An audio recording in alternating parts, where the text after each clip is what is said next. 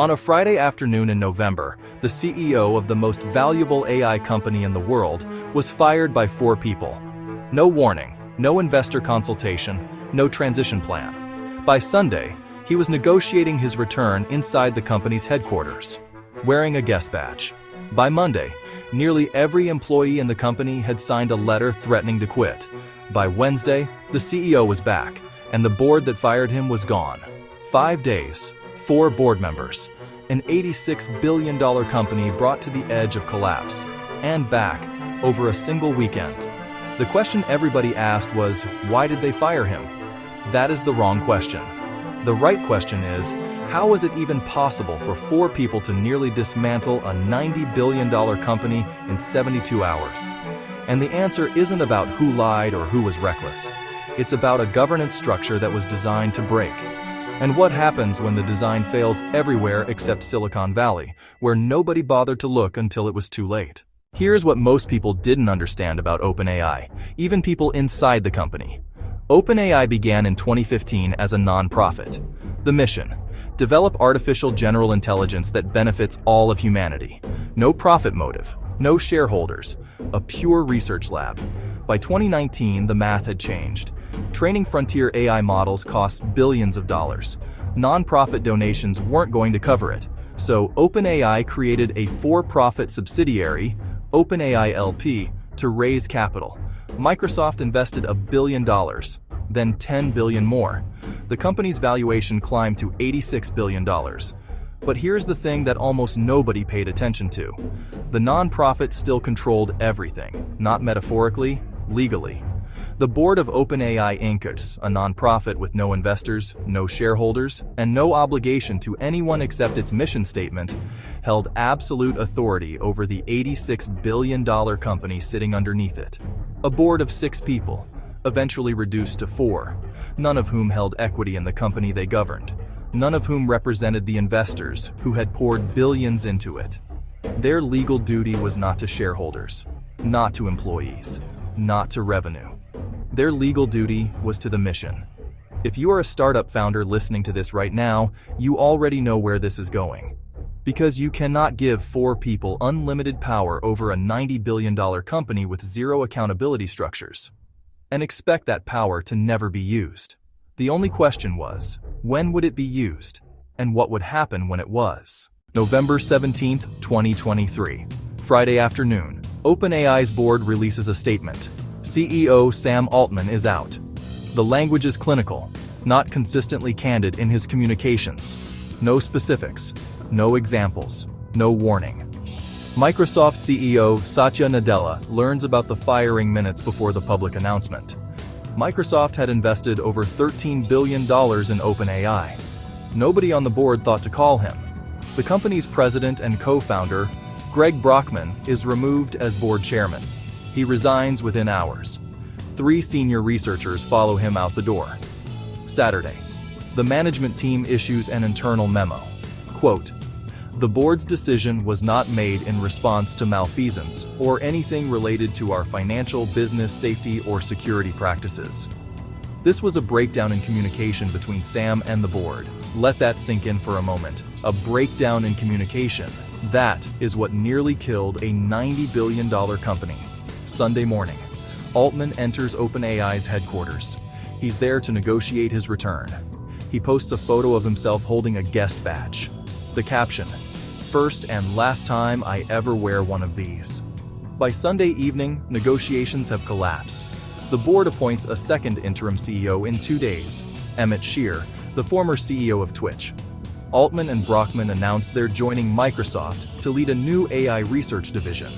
Microsoft's stock climbs. OpenAI's employees watch their company's leadership walk out the door. Monday morning, the employee revolt begins. 738 people, out of roughly 770 employees, sign an open letter. The letter says, "Resign and reinstate Altman, or we all leave and join him at Microsoft, 95% of the company." Pause. And among the signatories, Ilya Sutskever, OpenAI's chief scientist, the board member who had voted to fire Altman just 72 hours earlier.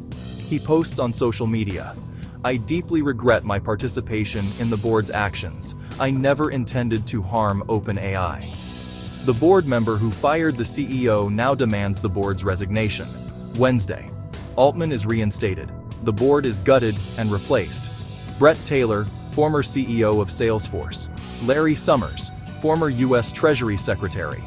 Adam D'Angelo, the only surviving member of the original board. 5 days. 4 board members. 1 company brought to the edge.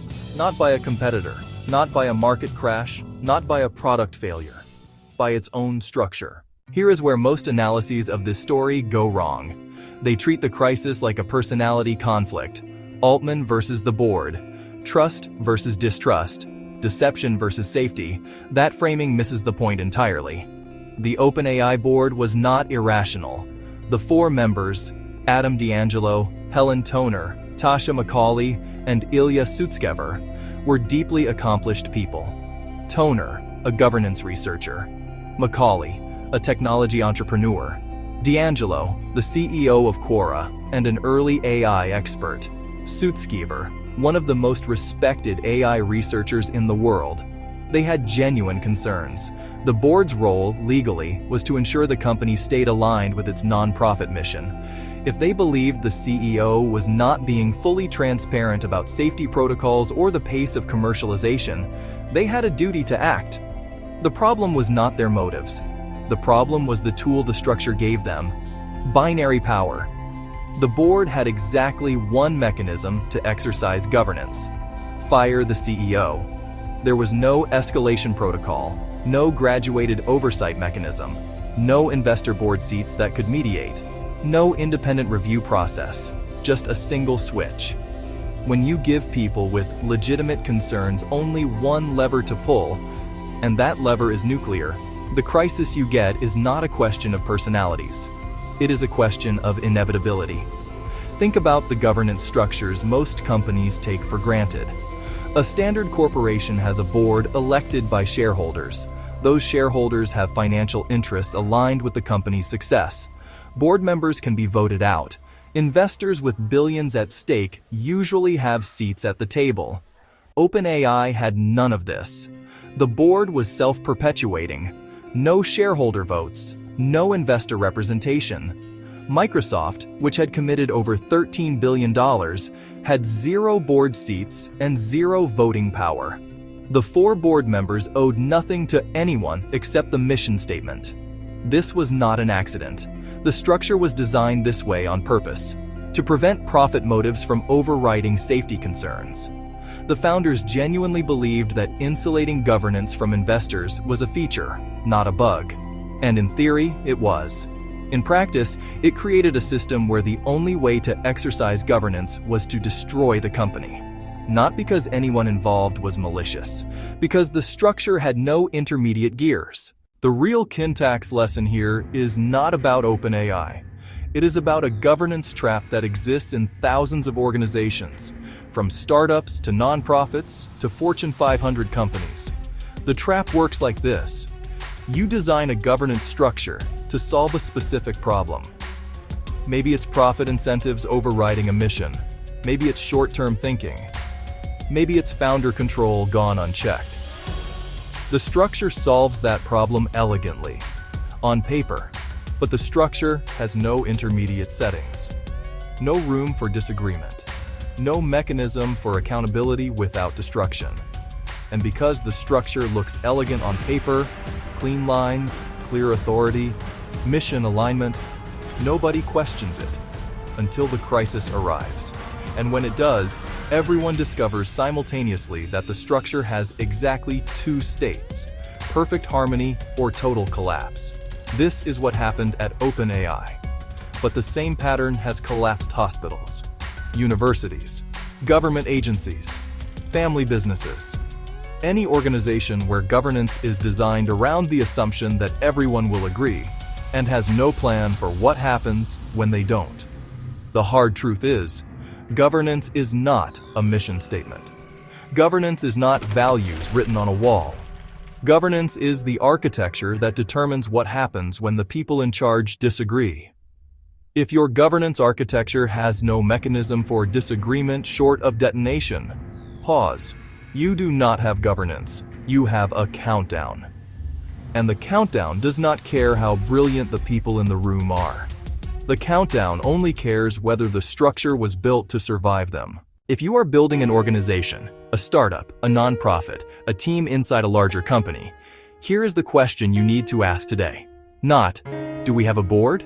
Not, do we have a mission statement? But when we disagree, what happens next?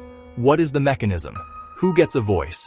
What is the intermediate step between conversation and catastrophe? If you cannot answer that question, if your governance structure has no gears between harmony and nuclear war, you don't have governance. You have a structure that works perfectly right up until the moment it doesn't. And when that moment arrives, the cost is not measured in board seats or press releases. It's measured in company value destroyed, trust broken, and people, hundreds of people, staring at a screen, trying to decide whether to sign a letter threatening to walk away from everything they've built. Long pause. OpenAI survived. The structure was rebuilt. The board was replaced. The company is worth more today than it was before the crisis. But the lesson is not, everything worked out in the end. The lesson is, it didn't have to happen at all. And the only thing that changes whether it happens to you is whether you build a structure that can survive the people you put inside it. Music fades to silent. Black screen. 3 seconds of darkness. Real syntax.